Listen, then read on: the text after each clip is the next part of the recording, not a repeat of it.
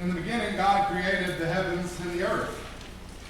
Over 6 days, he created the earth as we know it, and on the climactic day of the sixth day, he created man and woman. And he created man and woman in a perfect relationship with him. All they had to do was trust. But they didn't. They didn't trust God. They didn't trust that God had what was best in mind for them. And they ate of the fruit that was forbidden. They were cast out of the garden. But God promised to deal with sin. He promised to deal with death. He said a child would come, one of her children, and he would crush the head of the serpent.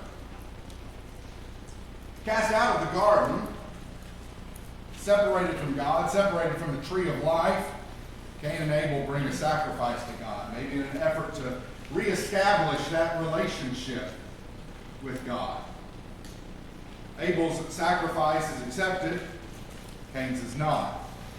And as typical of mankind, the unrighteous do not appreciate the righteous. And so Cain kills Abel. God gives another child to Adam and Eve named Seth. And there's Seth, who is a righteous man. There's Enoch, who is a righteous man. And there's Noah, who is a righteous man. But pretty much everyone else is evil and wicked. The Bible tells us that every intention of their heart was evil continually. So God washed the slate clean. And he began again with Noah. But it feels like just after they stepped foot off the ark, they began a pattern of sin again. And this ends with mankind dwelling in the plains of Shinar in the area of Babel, building a tower to the heavens, towers that typically throughout history were used to try and manipulate the gods. And God seemingly shakes his head and says, I'm not doing this again. And he confuses the languages and separates the people. And he says, I'm not going to deal with mankind as a whole anymore. I'm going to deal with one family. He picks a man named Abram. And he makes some promises to Abram. He says, I'm going to give you this land that you're currently living in. I'm going to make of you a great nation. And the most important of the three promises, in your seed, all the families of the earth will be blessed. And Abraham had faith in God. He trusted in God, and this was accredited to him as righteousness. And he has to wait a very long time. When he's 100 years old, he finally has that promised son, Isaac. And Isaac, too, is made to wait some time before he has children, Jacob and Esau. And Jacob is going to go through many troubles, some his own doing, some of his own making. But he too will be blessed with these promises that God had made to Abraham and that God had made to Isaac, and now he makes to Jacob. And it's in Jacob's family that promise of a nation really begins to fill out. As Jacob has 12 sons, those numbers begin to grow exponentially now. And the promises are kept on in his son Judah. As he's dying, he prophesies of Judah. The scepter will not depart from Judah. He is a lion's cub. And we see that language even in the New Testament. But the story follows Joseph. We know all the difficulties that led to Joseph getting down to Egypt. It seems to be one bad thing after another. But God had his purpose. And we wind up in Egypt. We wind up all of the family in Egypt because of the famine that is going on. And Joseph is going to save Egypt. He's going to save his family. And he probably saves maybe the entire world because of his relationship with God and what God is able to do through Joseph. But after many years in Egypt, Jacob's family has ballooned to the point it's scaring the Egyptians. And so they force them to be slaves. And the Pharaoh enacts a program for population control by trying to kill the boys, to throw the male children into the Nile River. And in the midst of all this sadness and destruction, a child named Moses is born. And the mom tried her best to keep Moses from being killed. And until she couldn't hide him, she finally put him in the little ark and set him down the river. And it just so happened, and we've talked about what I mean when I use that phrase. It just so happened that Pharaoh's daughter found him, and that she took him as her own and raised him. But he still knows that he's an Israelite. And in fact, one day he sees an Egyptian beating an Israelite, and he goes out to stop it and kills the Egyptian. Word about this comes to the attention of the Egyptians, and Moses has to run. God meets Moses on Mount Sinai, and he tells him, go get my people. He says, get my people and then come back here and worship me. So he goes back to Egypt and he says, Pharaoh, let my people go. And Pharaoh says, I don't know who you're talking about. I don't know this God that you're telling me is bossing me around. No. And Moses says, well, you're going to get to know him. And it's not going to be a pleasant introduction. You're going to get to know God through these 10 plagues. And he's going to ruin your nation. He's going to ruin you. And by the time all this is done, you'll be begging us to leave. And that climactic plague of the death of the firstborn, as the Israelites are spared, sacrificing the Passover lamb, putting the blood on the doorframe, every household in Egypt loses a child. And the people beg the Israelites to leave. God takes them out into the wilderness. He's got one more big sign for them. And it makes it look like he's trapping them. And he puts them in the desert in between a rock and a hard place, in between the Red Sea and the Egyptian army. And then God parts the Red Sea and allows them to go through on dry ground. And then the Egyptians try to follow. God closes the sea over them. He has now wiped out Egypt, their economy. He's wiped out their society. And now he's wiped out their army. And the people of Israel are a free people. God leads them to Mount Sinai. He enters into a covenant with them. And all of this can be wrapped up in one very important phrase that traces throughout the rest of Scripture. I will be your God, and you shall be my people. That's what God has always wanted. That's why he created man from the get-go. He wanted to share his love. He wanted to be their God, and he wanted them to be his people. And so we open up to the book of Leviticus. It's really a priestly manual. It explains the need for purity and holiness. If people are going to dwell with God, they must be pure and holy, as God is holy. And so there's a lot of sacrifices that have to be offered. We've been talking about those in chapters 1 through 5. We see those 5 different sacrifices. In chapter 11, we start talking about the distinction between pure and impure, holy and unholy, clean and unclean. And the book ends with these wonderful blessings. If you will do what God has said to do, he says, I will bless you so abundantly. But if you don't, the opposite of these blessings will fall swiftly upon you. And so we see these blessings and these curses. Finally, in the book of Numbers, we leave Mount Sinai and we begin to head towards the promised land. I'm going to jump ahead just a little bit. If you open up at the beginning of Deuteronomy, Moses says it's a 2-week journey to the promised land. That's it. We've spent a couple of years at Mount Sinai, 2 weeks, and we'll be in the promised land. How great is that going to be? They get up to Kadesh Barnea,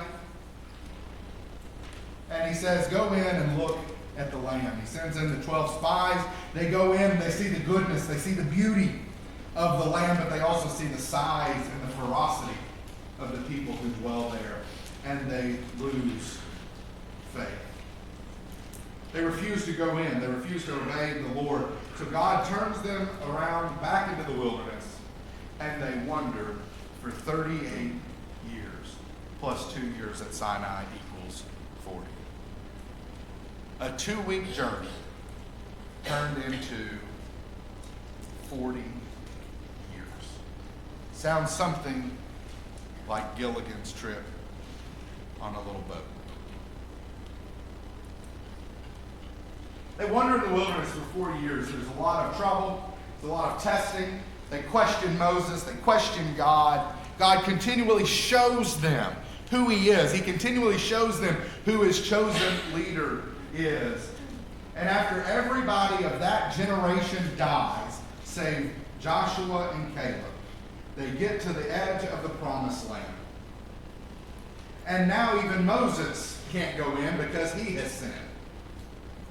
And so he is going to preach one final sermon. And boy, it's a long one. The book of Deuteronomy is his sermon on the law. Joshua is going to be the new leader. Joshua will lead you in, and here on Mount Nebo, Moses gets one glance at the promised land, and he dies, and God buries him. And the people say, Joshua, we'll follow you just like we followed Moses. And that should have scared Joshua to death. So we open up the book of Joshua, and the book of Joshua is all about the land. I want to tell you, the book of Joshua is cut in half, and the first half is exciting. It's all about the battles. It's all about going in and conquering the land and kicking out the Canaanites and all these battles and all these wars, and it's fun to read. And then it comes to a screeching halt as the second half of the book talks about, well, if you go down here to the corner, and then you go back down to the rock, and then you'll go over to the river, and then you'll go to the tree. That is the land of Judah. Next, the land of Gad. And you go through the rest of the book and you're like, this is so boring. But I want you to understand how important it is. It's the fulfillment of God's promise to Abraham.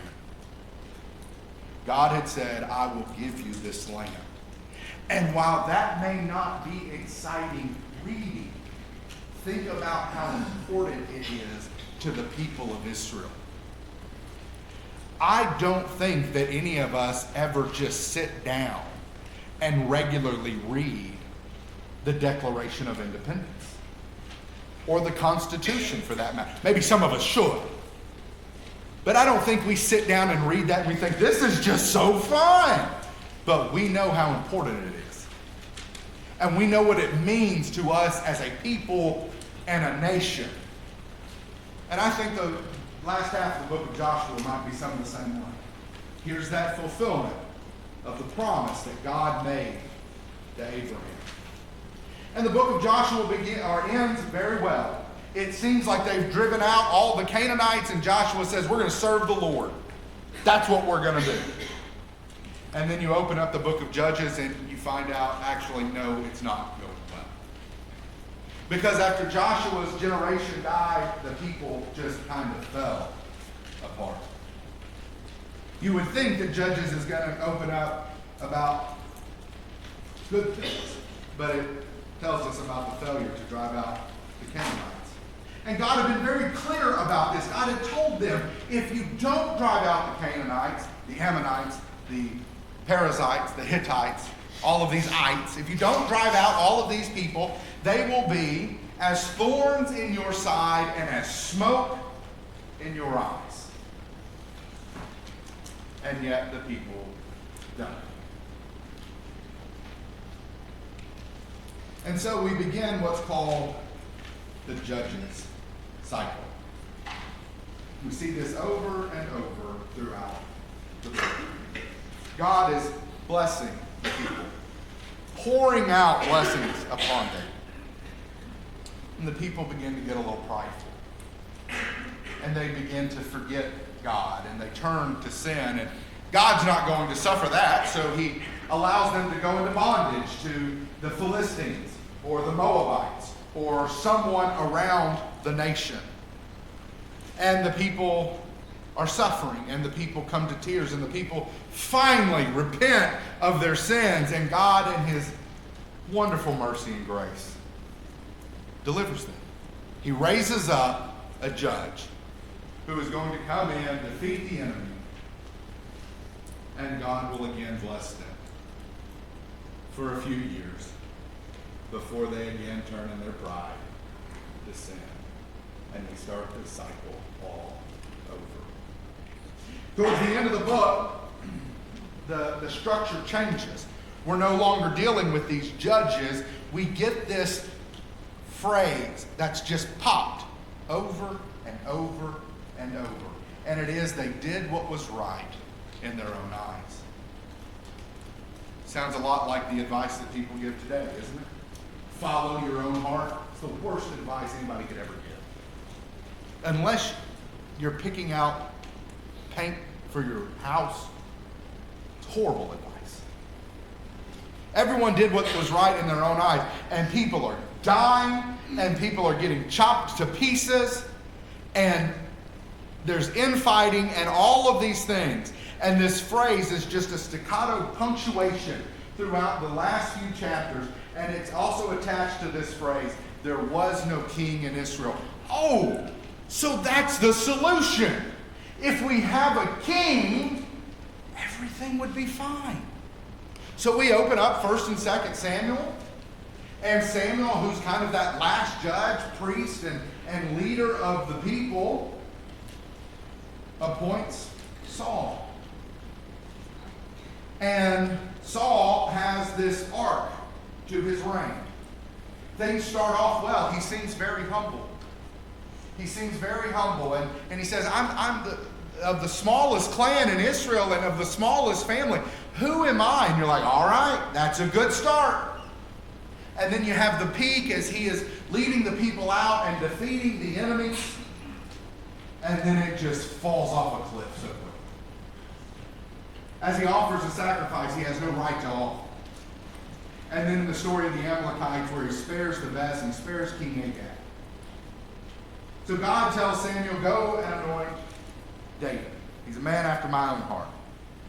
And David has the same arc that Saul has.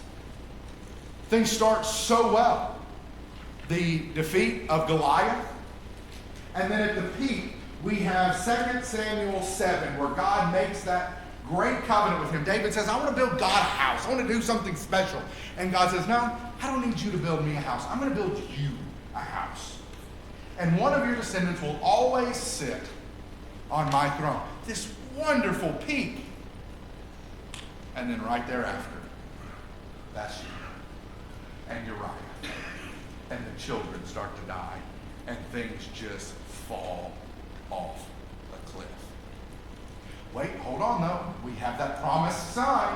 One of David's sons will be raised up, and he will sit on the throne, and he will build for God a house. And things are going to go so well. And they start off so well. God offers Solomon a blank check. He says, what do you want? Boy, that would be nice, wouldn't it? And Solomon says, I'm but a youth. I don't know anything. I need wisdom. And God says, well, that's quite a good answer. I'm going to give you wisdom and wealth and all your enemies and everything you could imagine you'd want. And things are fabulous. And there's actually two peaks to Solomon's reign. There's this the religious peak where he builds the temple. And then there's the social peak with the Queen of Sheba coming to visit him and honoring him. But there's some hints that things are about to go badly. We talked some in our daily Bible reading group this past week about how in the midst of the discussion of building the temple, which took 7 years, right in the midst of all that discussion, we realized that it took Solomon 13 years to build his palace. And that even interrupts the temple story. Is something about to go wrong? Yes, something's about to go very wrong. And you turn over to 1 Kings chapter 11, and you find out that Solomon is marrying any woman that will have him. 700 wives, 300 concubines. He's making all these political alliances. And worst of all, he's honoring their gods. And things fall off. I thought a king was going to be the answer. I thought a king was going to be the solution to all this trouble. There was no king in Israel. Everyone did what was right in their own eyes. And yet we find out it's not going to be any of these kings. Saul looked the part, but failed. David had the right heart, but he really failed too.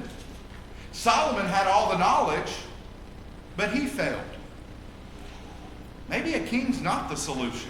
And then you get to 1 and 2 Kings and you find out real quick, fast, and in a hurry, no, these kings aren't going to be able to do anything. Solomon's son Rehoboam is the next king in line. And the people come to him and they say, we know your dad was building the temple, but boy, he was too rough on us. Too much taxes, too much work, we need you to back off a little bit. He says, come back in 3 days, we'll see. He goes to the old guys, the guys that know what they're doing. And they say something interesting. They say a very interesting phrase. They say, if you will serve the people, they will serve you. I love that line. Elders, guys in our shepherd's class, that's a great line. He goes to his buddies, and his buddies say, go and show him what a real man you are. So he goes up there, tugging his belt up, and says, you know what? I'm doubling down. I'm going to make it even harder. And the people say, fine, we'll leave. And they take their ball and go home. And God had raised up this man named Jeroboam, and he tells Jeroboam, I'm going to give you 10 of the tribes. And he makes almost the same deal with Jeroboam that he made with David. If you'll be faithful to me, I'll give you this kingdom. Your children will sit on the throne, and it will go well with you. But sadly, Jeroboam had no faith. In an act of faithless jealousy, he builds golden calves at Dan and Bethel because he doesn't want the people going back down to Jerusalem to worship God. Because if they go back down there, they'll turn back to Judah. So now we have the northern kingdom of Israel and the southern kingdom of Judah. And in the north, they never have a single good king. Some almost think about getting close, but they're not. Even though God sends prophets to them over and over again. Elijah and Elisha do most of their work in the north. There's Amos and Hosea. Constantly, God is sending them, pleading, begging them to come back and to be faithful to Him. But in 725 BC, Shalmaneser of Assyria, one of the greatest names that you could have. If you're thinking about names for your children, there you go. He comes in, and then in 722, Sargon II destroys the northern capital of Samaria, and the northern kingdom of Israel is taken captive, and they are no more. The southern kingdom of Judah fares a little bit better. They have a few godly kings, men like Asa and Hezekiah and Josiah. But even these godly kings have big flaws. God sends numerous prophets to them, Isaiah, Joel, Micah, Habakkuk, Zephaniah, constantly sending them prophets, trying to warn them. You saw what happened to Israel. You saw what happened to Israel. You saw what happened to Israel. Why are you doing the same thing? And eventually, the most wicked king of all, Manasseh, God blames him in Jeremiah 15 verse 4 because of what Manasseh did in Jerusalem. I'm going to destroy Judah. This is going to happen in 3 phases. In 605, Nebuchadnezzar, king of Babylon, comes in and he takes away the upper crust of the society. Anybody who might foment rebellion. He takes away that upper level of people and he takes them captive to Babylon. Daniel is in that group.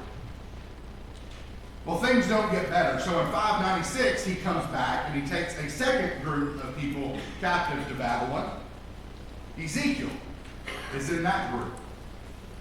And things still don't get better. So in 587, 587, 586, the years can be one or the other. Nebuchadnezzar completely destroys Jerusalem, completely destroys the temple, pretty much takes everyone else captive to Babylon, except for a few farmers, except for a few people who could tend to the land and make sure the wildlife doesn't go crazy. And Jeremiah is left with that group. And now, God's people are not even dwelling in God's land because of sin. And they're in captivity for 70 years.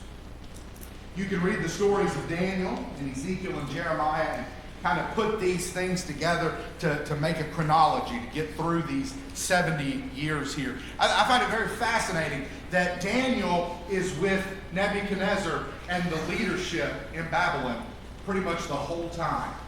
He follows even the next king and the next king. So God has a man in the palace. Then Ezekiel is down with the captives by the Kibar River. God has a man in the palace. God has a man with the captives. And Jeremiah is back in the promised land. God has a man everywhere God needs him. And for 70 years, they're going to be in captivity. The Medo-Persians defeat the Babylonians. And I'd like for you to turn to the book of 2 Chronicles, the very end of 2 Chronicles.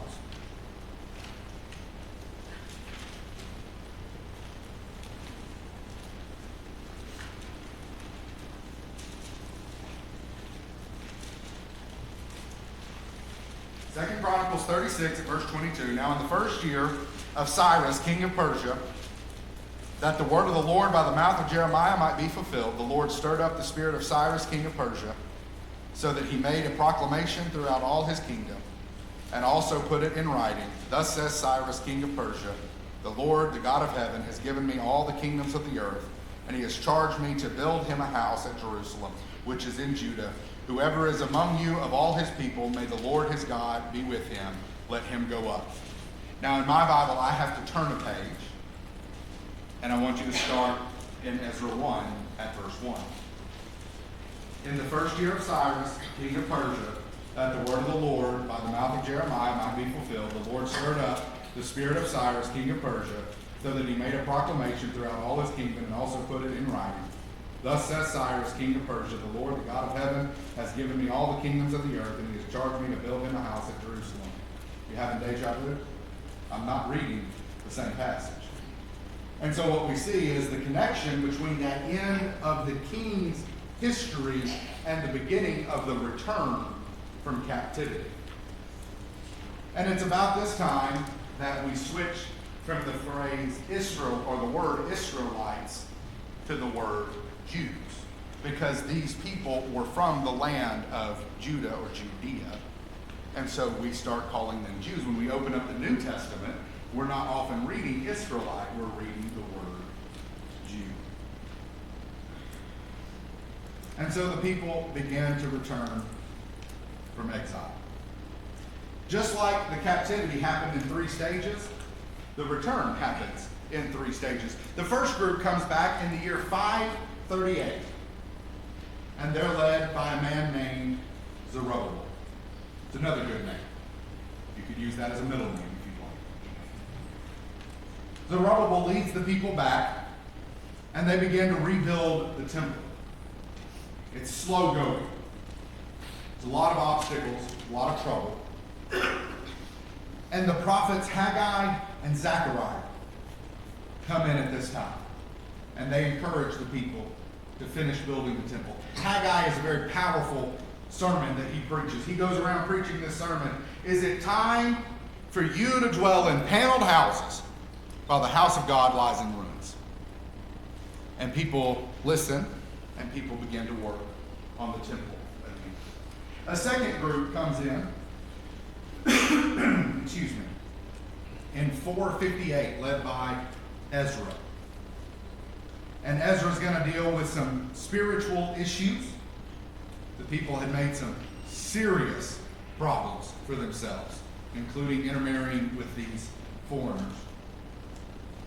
And then a third group is led in 445 by Nehemiah. Nehemiah had heard that the walls had been broken down, that the city was in ruins and shambles. And he begs the king, let me go back. And the king sends him with all of the king's authority. Nehemiah goes to Jerusalem to rebuild the walls. And even in the face of great opposition, the people are able to finish the walls in 52 days. And there's a great line. It says, because the people have a mind to work. The things we can get done when we work together. It's in this general range of time that the story of Esther takes place. The Bible knows the king as Ahasuerus. History calls him Xerxes. And I'd like to tell you, the man was outside his mind. That's why she was afraid to approach him on his throne. And shortly after this, Malachi comes in because the people had already drifted back to a checklist religion. They were already just going through the motions. And when it was time to sacrifice, they'd go to the flock or the herd, they'd pick out the weakest one, they'd pick out a lame one, they'd pick out a blind one, and they'd bring it to sacrifice. And Malachi says, what are you doing? If that's what you're going to do, we might as well just shut the doors. And the people are convicted.